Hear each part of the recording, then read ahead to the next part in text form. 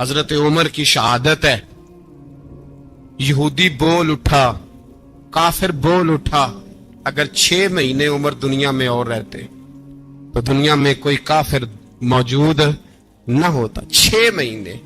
اور جب اس بطل جلیل کا جنازہ اٹھا, اللہ بخاری پڑھیے نا, اللہم ارزقنا شہادت فی سبیلک, اللہ بسترے کی موت نہ دینا, شہادت کی دینا. عمر شہید ہوئے, مسجد نبی میں نماز پڑھاتے, اور جب جنازہ اٹھا تو مدینے کا پھر پیچھے جو دلیر بچے وہ مولا علی تھے. مولا علی, جناب عمر کا جنازہ اٹھا تو سب سے پہلی ہائے جو نکلی وہ حضرت علی کی زبان سے نکلی, اور حضرت علی کی ساری داڑھی آنسوؤں سے بھر گئی. لوگوں نے کہا کہ علی کیا ہوا؟ فرمانے لگے تم دیکھ نہیں رہے جنازہ کس کا اٹھا ہے, پلٹ کے دیکھو تو صحیح, تم پتہ نہیں یہ کون گیا ہے. کہ حضور کیا ہوا؟ اب فرمانے لگے عمر اس طرح کے کام کر کے گیا ہے, اب ان کے رستوں پہ کون چلے گا؟ کون اس کے جگر راہ وفا میں نقش ایسے چھوڑ آیا ہوں, میں جس منزل سے گزرا ہوں وہ اب تک یاد کرتی ہے. حضرت علی حضرت عمر کے جنازے پہ کھڑے ہو کے کہتے ہیں اللہ مجھے اس طرح کے عمل کرنے کی توفیق دے جس طرح کے عمر کر کے گیا. میرے بھائی, بطل عزیز, بطل حریت حضرت عمر رضی اللہ تعالیٰ عنہ, جو اپنی زندگی انقلاب والی گزار کے گئے. عمر جب دنیا سے گئے تو 80 دینار کا قرضہ تھا, 22 لاکھ مربع میل کا حکمران, اور اپنے بیٹے سے کہنے لگے بیٹے کوشش کرنا تیرے خاندان والے مل کے میرا قرضہ اتار دے, میری قبر پہ بوجھ نہ رہے, اور اگر خاندان والے مدد نہ کریں تو میرے دوستوں سے بات کرنا, وہ مدد نہ کریں تو پھر علی سے بات کرنا. ان کا پیار آپس میں اتنا, اور تو اختلاف ثابت کر رہا ہے. 80 دینار کا قرضہ چھوڑ کر حضرت عمر دنیا سے گئے, اور جاتی دفعہ کہہ گئے میرے بعد میرے بچوں کو حکومت کے مشورے میں بھی شامل نہ کرنا, حکومت کے مشورے میں بھی میری اولاد شامل نہ ہو. اتنا بڑا شخص اتنا بڑا رنگ دے کے 1 محرم کو جب عمر فاروق کا وصال ہوا تو بیٹے سے کہنے لگے اماں عائشہ سے جا کے کہو میرا بھی نبی پاک کے روزے میں دفن ہونے کو دل کرتا ہے. ایک قبر کی جگہ ہے اماں جی نے اپنے لیے رکھی ہے, بخاری ہے بخاری. حضرت عائشہ کے پاس صاحبزادے گئے, کہنے لگے اماں جی عمر کو زخم لگ گیا ہے, حالت بڑی پریشانی والی ہے. وہ کہتے ہیں اگر اماں اجازت دیں. سید عائشہ رو پڑی, فرمانے لگی کہ اپنی قبر کی جگہ تو نہیں نہ کسی کو دیتا, پر عمر نے کمال ہی بڑا کیا. اسے کہو جاؤ گنبد خضرا میں قیامت تک جو مصطفیٰ پہ اور ابو بکر پہ سلام پڑے گا وہ تجھ پہ بھی سلام پڑھ کے جائے گا, جاؤ میں نے جگہ دی. اعلیٰ حضرت فاضل بریلوی رحمت اللہ علیہ فرماتے ہیں وہ عمر جس کے آداب شیدہ شکر, اس خدا دوست حضرت پہ لاکھوں سلام, اس خدا دوست حضرت پہ. آپ یقین کریں ممبر پہ بیٹھا ہوں, حضرت عمر کا جب نام لیتا ہوں تو میرے وجود کے رونگٹے کھڑے ہو جاتے ہیں. حضرت عمر کی زندگی جب پڑھتا ہوں تو لگتا ہے خدایا ایسے شخص بھی دنیا میں آئے. کہ حضرت عمر رضی اللہ تعالیٰ عنہ کا آج یوم شہادت ہے. میرا تو دل کرتا تھا کہ فجر سے باتیں شروع ہوں اور سارا دن ہی عمر کی باتیں ہوتی رہیں, سارا دن جناب عمر کی باتیں, سارا دن. اس لیے کہ ذکر جناب عمر کا ہوگا پر راضی اللہ کے رسول ہوں گے. میرے رسول پاک علیہ السلام سب کے لیے ہی دعا مانگتے ہیں نا, حضور کی دعا عام ہے, لیکن مصطفیٰ کریم نے کعبے کا غلاف تھام لیا اور غلاف کعبہ کو حضور نے سینے سے لپٹایا اور سینے سے چمٹا کے کہا اللہ میں نے تو کبھی سوال ہی زیادہ نہیں کیے, میں کرنے آیا ہوں, مجھے عمر دے دے, عمر دے دے. حضور نے مانگ کے لیا. اور پھر جب جس کو حضور مانگے اللہ سے, حضرت عوف بن مالک اشجعی ایک صحابی ہیں, حضرت عوف بن مالک رضی اللہ تعالیٰ عنہ فرماتے ہیں کہ جناب ابو بکر صدیق کا زمانہ تھا تو میں نے خواب دیکھا, میں نے خواب میں جناب عمر کو دیکھا, اور میں نے دیکھا کہ کوئی کہنے والا کہہ رہا ہے کہ عمر وہ ہے کہ اللہ کے رستے میں کوئی اسے جتنا مرضی برا بھلا کہے یہ پرواہ نہیں کرتا. کس کے رستے میں؟ بولے سارے. اس کا مطلب ہے اللہ کے رستے میں لوگ برا بھلا بھی, قرآن مجید نے کہا وَلَا يَخَافُونَ لَوْمَةَ لَائِمٍ, کچھ لوگ ایسے ہیں جو برا بھلا کہنے والوں کی پرواہ نہیں کرتے. اور دوسری بات میں نے یہ دیکھی کہ عمر خلیفہ بنے گا. اور تیسری بات میں نے خواب میں یہ دیکھی کہ عمر شہید بھی کیا جائے گا, عمر شہید بھی ہوگا. یہ میں نے 3 باتیں خواب میں دیکھی. فرماتے ہیں میں نے آ کے خواب حضرت ابو بکر صدیق کو سنائی, وہ خلیفہ تھے. وہ کہنے لگے ٹھہر جا, میں عمر کو بلاتا ہوں, اس کے سامنے دوبارہ سنانا. اس کے سامنے فرماتے ہیں میں نے بلایا حضرت عمر فاروق کو, آ کے بیٹھے. خواب شروع ہوا. کا ایک بات تو میں نے یہ دیکھی کہ آپ ملامت کرنے والے کی پرواہ نہیں کرتے. دوسرا آپ خلیفہ بنے گے. جناب عمر کہنے لگے چپ کر, ابو بکر کے سامنے ہی کہہ رہا ہے, چپ کر, خلیفہ کے سامنے ہی کہہ رہا ہے. حضرت ابو بکر صدیق کہنے لگے عمر اسے کہنے دو, مجھے لگتا ہے رب کی رضا یہی ہے کہ میرے بعد اگر مصطفیٰ کا منبر ملے تو عمر کو ہی ملے, اسے کہنے دو, کہنے دو. حضرت عمر رضی اللہ تعالیٰ عنہ کو تیسری بات کہی. حضرت عوف بن مالک نے کہا آپ شہید کیے جائیں گے, میں نے خواب دیکھی ہے. نیک لوگوں کے خواب بڑی حد تک سچے ہوتے ہیں. کہا میں نے خواب دیکھی ہے. تو حضرت عمر کہنے لگے شہید تو دلیر لوگ ہوتے ہیں, شہید تو دلیر, جسے سارا زمانہ دلیر کہہ رہا ہے وہ اپنے بارے میں کیا کہہ رہا ہے. کہتے ہیں شہید تو دلیر, میں تو کاہل سا آدمی ہوں, سست آدمی ہوں, میں تو اتنا کام ہی نہیں کرتا. تو یہ خواب تو نے جو دیکھا ہے نا پھر سے دیکھنا. تو ابو بکر صدیق فرمانے لگے عاجزی نہ کر, انکساری نہ کر, تو جو کہہ رہا ہے ٹھیک کہہ رہا ہے, لیکن مجھے سن کے شکر بھی ہوا ہے اور افسوس بھی ہوا ہے. افسوس اس بات کا کہ تیرے جیسا بطل عظیم چلا جائے گا, اور شکر اس بات کا کہ رب تجھے زندگی بھی اعزاز والی دے گا, اور شہادت کی موت دے کے اللہ تجھے موت بھی عزت والی عطا فرمائے گا. اللہ موت بھی تجھے عزت والی دے گا, تجھے کاہلوں جیسی موت اللہ. حضرت فاروق اعظم رضی اللہ, او بھائی یہاں تو اس زمانے کا سب سے بڑا مسئلہ پروٹوکول ہے. ہم چھوٹے طبقے سے لے کر بڑے سارے پروٹوکول کے قائل ہیں, پر حضرت عمر رضی اللہ تعالی, حضرت عمر کی سادگی اور پھر جناب عمر کی عاجزی, جب انسان اپنے اوپر سوار کر لیتا ہے نا, سوار کر لیتا ہے, میں بدکار پرانا خادم, کسے در ملی نہیں ٹوئی, تے واصف یار نے نظر جو کی تھی تے واصف ہی ہو. میں اکثر سوچتا ہوں حضور نے جہاں بھی کہا نا, فرمایا میرے بعد نبی ہوتے تو خطاب کے بیٹے عمر ہوتے. حضور نے فرمایا عمر جس رستے سے جاتا ہے شیطان وہ رستہ بدل جاتا ہے. نبی پاک صلی اللہ علیہ وسلم نے فرمایا میرا عمر وہ ہے کہ اس کی زبان پر حق جاری ہے. حضور علیہ الصلوۃ والسلام نے فرمایا 950 سال حضرت جبریل میرے عمر کی شان بیان کریں تو ان کی عظمت ختم نہیں ہوتی.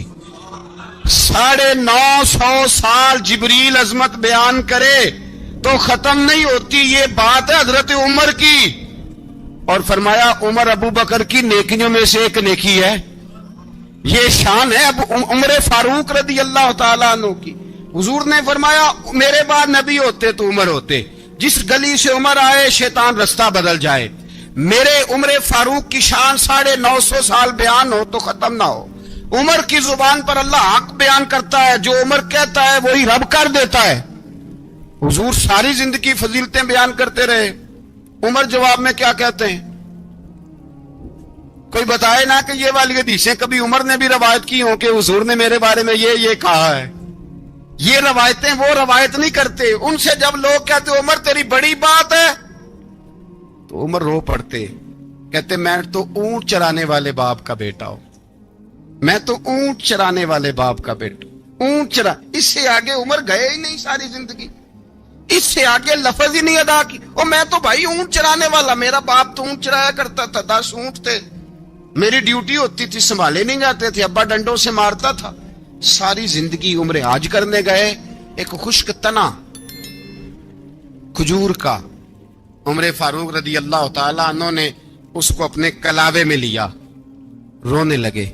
لوگوں نے کہا عمر کیا ہوا؟ فرمانے لگے یہاں میں اونٹ چرایا کرتا تھا, یہاں میں اونٹ چراتا تھا, 10 اونٹ سنبھالے نہیں جاتے تھے. دیکھو رسول اللہ کی شان, آج ساری امت چلانے کا طریقہ عطا فرما دیا ہے. ساری نظریے سے پیار. یار پیسہ کس کو برا لگتا ہے؟ سارے صحابہ مل کے آئے، کہنے لگے عمر فاروق سے کہنا ہے نبی پاک کے زمانے میں تو ظاہراً غربت تھی، ابو بکر کے دور میں بھی غربت تھی، اب تو بڑا محال ہے، عمر سے سفارش کرو کہ عمر نیا کرتا پہنا کرے۔ ملکوں کے سفیر آتے، عمر وہی پھٹی پرانی چادر اوڑھ کے اور وہی کئی جگہ پہ پیوند لگے سوٹ پہن کے سفیروں کے سامنے بیٹھ جاتا ہے۔ عمر کو مشورہ دو، طے ہو گئی بات۔ سب نے جب مشورہ دے لیا تو سارے کہنے لگے یہ بتاؤ شیر کی مونچھ کو ہاتھ کون لگائے گا؟ کہنا کس نے ہے؟ بندہ بھی تو ڈھونڈو نا۔ نے کہا جناب میرا یہ خیال ہے کہ مولا علی شیر خدا کہیں گے، کیونکہ جس شخص کی عمر کو سب سے زیادہ حیا کرتے دیکھا وہ شیر خدا مولا علی ہے رضی اللہ تعالی علی کہیں گے، اس لیے کہ جناب علی تو کئی دفعہ جب گفتگو کرتے تھے تو حضرت عمر چپ کر جاتے تھے اور فرماتے تھے علی نہ ہوتا تو میں ہلاک ہو جاتا۔ تو کہا علی سے کہو۔ جناب علی شیر خدا کو بلایا، کس کام کے لیے؟ جی اللہ اکبر۔ یہ ذرا آپ نے اس دور پہ اس بات کو ذرا لاکا جناب ان سے کہیں کہ زیادہ نہیں، ایک کرتا نیا پہن لے، سفیر آتے ہیں وزیر آتے ہیں تو ایک کرتا نیا پہن لے۔ حضرت علی کو بلایا، آپ فرمانے لگے کوئی اور بات ہوتی تو میں کہہ دیتا، یہ والی میں نہیں کہہ سکتا، کوئی اور ہوتی تو میں عمر کو کئی دفعہ کہہ دیتا ہوں، جلال میں بھی تو سن، یہ والی میں نہیں کہہ سکتا، میں تمہیں ایک مشورہ دیتا ہوں۔ کہ وہ کیا؟ کہنے لگے سیدہ عائشہ صدیقہ سے کہو، وہ مومنوں کی ماں ہیں، عمر ٹالے گا نہیں۔ اماں جی سے جا کے کہا اماں جی نیا کرتا عمر سے کہیں پہن لیں، وزیر آتے ہیں بڑے بڑے لوگ تو چلو کوئی حرج نہیں۔ اماں جی نے کہا اچھا کوئی بات نہیں میں بلا لیتی ہوں۔ جناب عائشہ نے پیغام بھیجا، جب خادم نے کہا نا مصطفیٰ کے گھر سے پیغام آیا ہے تو 20 لوگ بیٹھے تھے، عمر کانپتے ہوئے اٹھے، کانپتے دوڑے۔ حضرت عائشہ پردے میں تھی تو فرماتی ہیں عمر اتحیات کی حالت میں بیٹھ گئے۔ کہا اماں جی دیر تو نہیں ہو گئی مجھے آنے میں؟ کہا نہیں ٹائم پہ آ گئے ہو، کس لیے بلایا تھا؟ کہا عمر دیکھو غربت کے معاملات اور ہوتے ہیں، جب اللہ آسانی دے تو کوئی چیز استعمال کرنا حرام نہیں ہوتی، اگر حرام ہے تو بتاؤ۔ کہا نہیں اماں جی حلال ہی ہے۔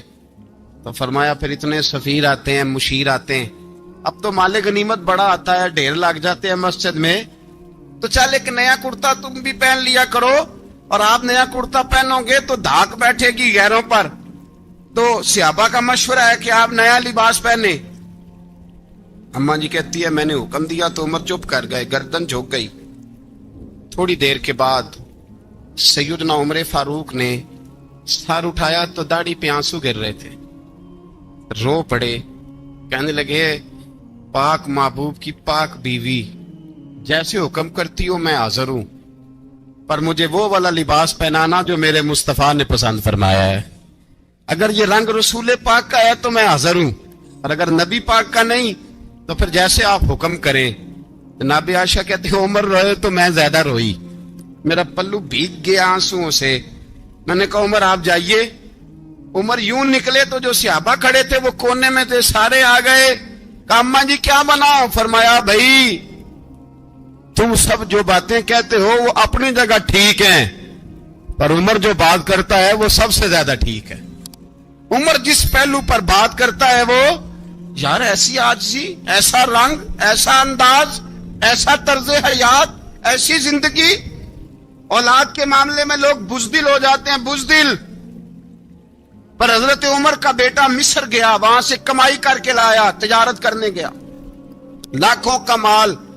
کون سا باپ ہے دنیا میں جس کا بیٹا باپ سے پیسے لے کے آئے تو ابا تفصیل پوچھے کہ بیٹا کہاں سے کمائے، کہاں سے لایا، کتنے ملے، کیوں آئے؟ کون سا باپ تفصیل پوچھتا ہے؟ ابا تو کہتا ہے لا صحیح، اور تعریفیں کرتا ہے میرا بیٹا بڑی کمائی کرتا ہے۔ کبھی پوچھا ہے اس سے کہ ڈیوٹی صحیح دیتا ہے کہ نہیں؟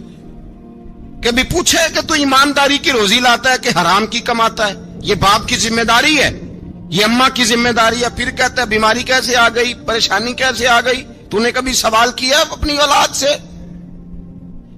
حضرت عمر فاروق رضی اللہ تعالیٰ عنہ کا بیٹا مصر سے پیسے کما کے لایا تو جناب عمر نے بلایا، فرمایا بیٹے اتنی تو تیرے پاس راس ہی نہیں تھی، تھوڑے سے تو پیسے لے کے گیا تھا، اتنی کمائی کیسے ہو گئی؟ اتنے تو پیسے نہیں تھے صاحب، کہاں سے کمائی لائے؟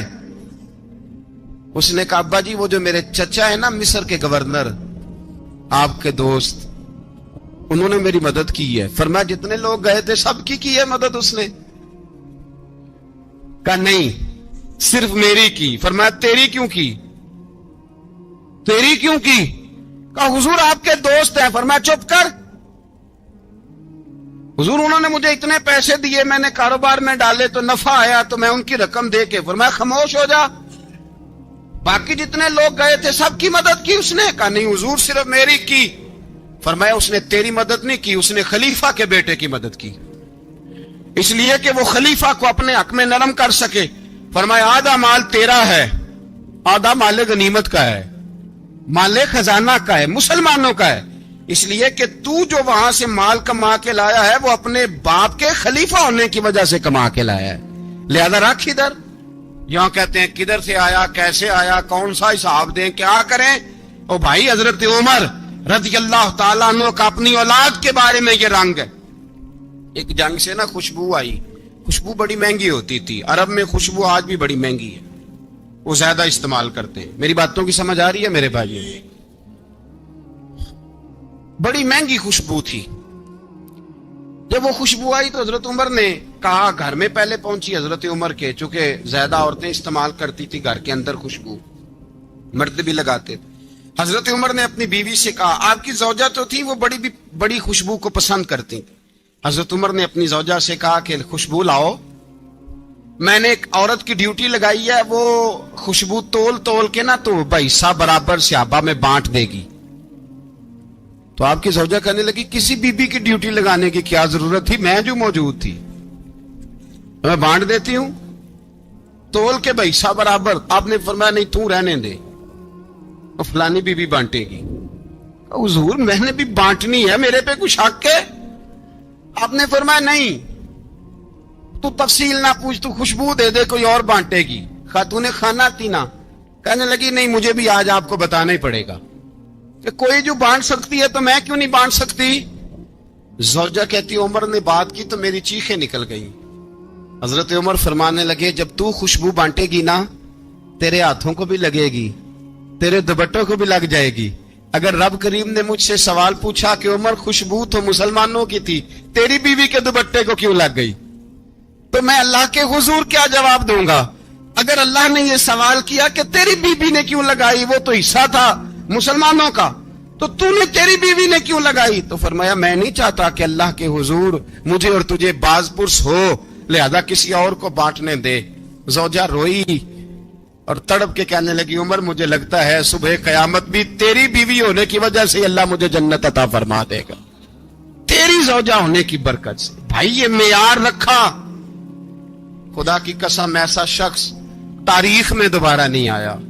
اتنا بڑا آدمی، اتنا بڑا شخص، اتنا بڑا آدمی، اور پھر رنگ یہ ہے کہ عمر 22 لاکھ مربع میل کا حکمران، 22 لاکھ، اور کھجور کے درخت کے نیچے مٹی کا ڈھیلا لے کے سو گئے ہیں، پرواہ کوئی نہیں، کوئی مسئلہ ہی نہیں۔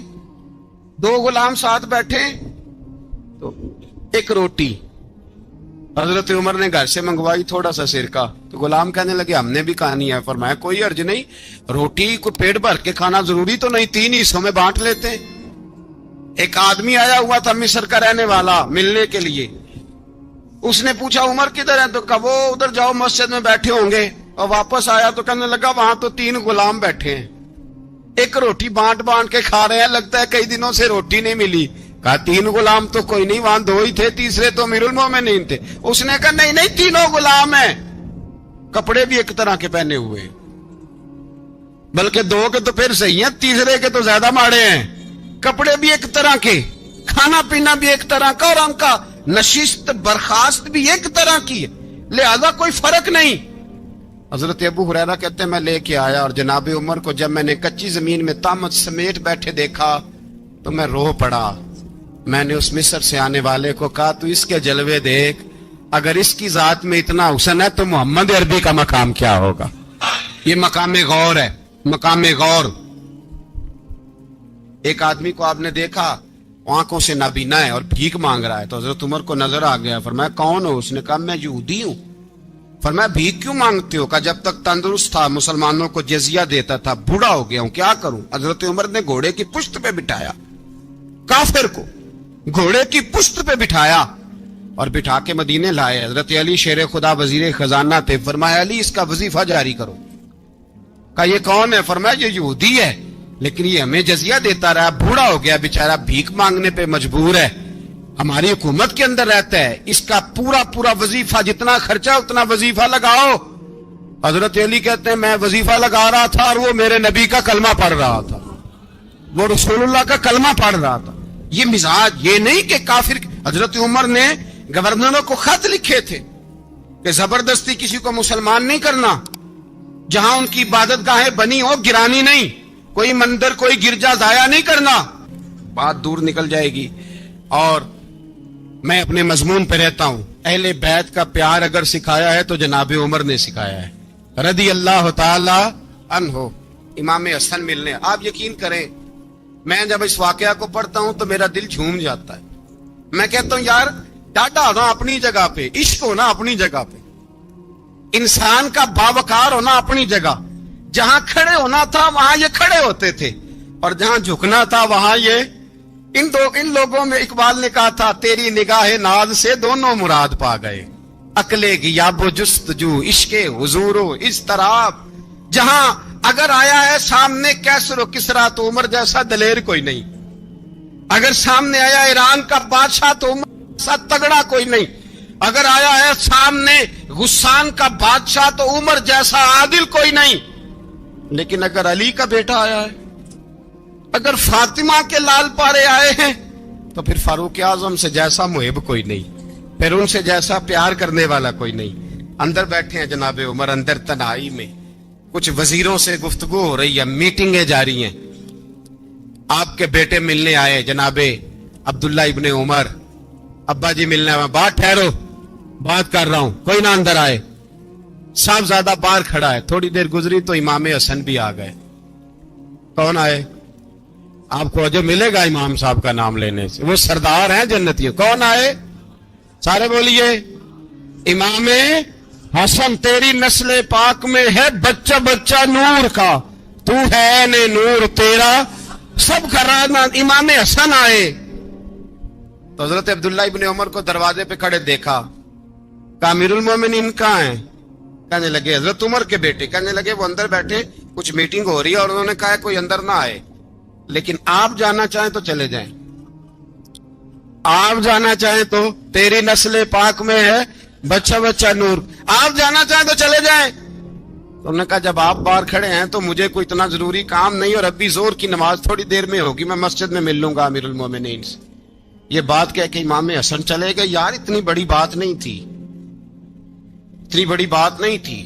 تو میرے استادوں کا بیٹا بھی آئے تو کہا ٹھیک ہے جی وہ سوئے ہوئے ہیں، تو کوئی غرض نہیں یار میں ٹھہر کے آ جاؤں گا، کوئی بڑی بات نہیں تھی، دیکھا جائے تو بڑی بات نہیں تھی، پر بات بہت بڑی تھی اس لیے کہ یہ خالی حسن نہیں، یہ حسن ابن علی ہے، یہ حضرت فاطمہ کے لخت جگر۔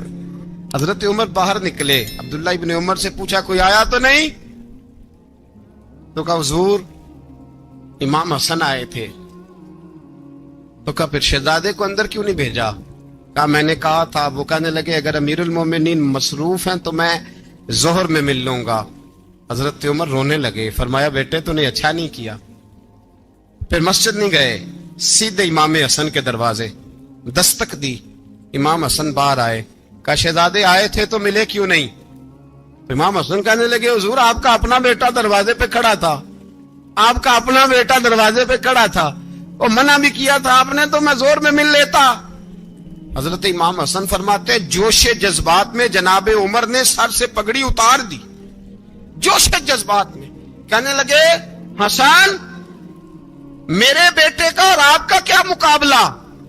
کیا اس کی ماں کا نام فاطمہ الزہرا ہے؟ کیا اس کی نانی کا نام خدیجہ الکبریٰ ہے؟ کیا اس کے نانے کا نام محمد مصطفیٰ ہے؟ آپ کا اور اس کا کیا مقابلہ؟ پھر رو پڑے اور کہنے لگے بیٹے میں مکے کے صحراؤں میں اونٹ چرایا کرتا تھا، یہ جو میرے سر پر عزت کے بال ہیں یہ تیرے نانے کے اگائے ہوئے. میں مکے کے خبردار شہزادے خبردار. او بھائی اہل بیت نبوت کے ادب کا رنگ اگر سکھایا ہے تو سیدنا عمر نے سکھایا ہے. سوار دے.